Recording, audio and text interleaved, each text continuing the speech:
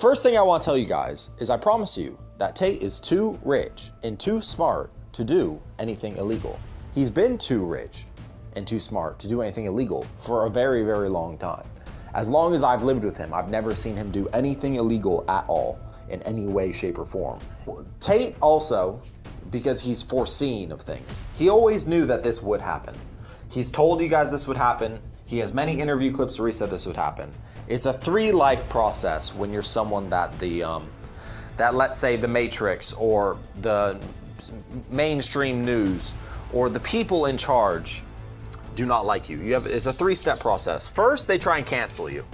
So they tried to cancel Tate. They really did. Unfortunately for them, they failed. So they failed on that end. So if they fail on canceling you, what's the next move? Well, the next move is jail.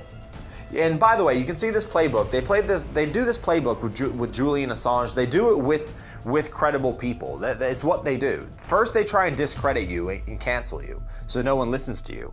If people keep listening to you, then they have to try and discredit you further and try and put you in jail. That's the next move.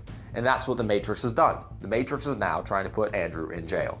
It's completely bogus charges, but unfortunately, Romania is, you guys can look this up, is known for corruption, and unfortunately, corruption also works to where if the mainstream and the Matrix wants you, they can find a corrupt judge to sign a bullshit paper to get your house raided. And that's really what it is. It's one judge signs one paper, and now your house gets raided, and then you get, and that's how it goes. That's just how it goes. So, obviously that's all in the news now, because that's what it takes to discredit, right? Just the house raid alone is massively discrediting. Julian Assange, right? I don't know if you guys know who that is. He's the WikiLeaks guy who reported a bunch of news that the US government didn't want to get reported. Then one day, out of nowhere, some Swedish girl said that he raped her.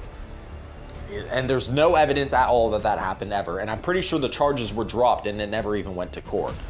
But by then he ran away and hid in exile in some embassy. He was in that embassy forever.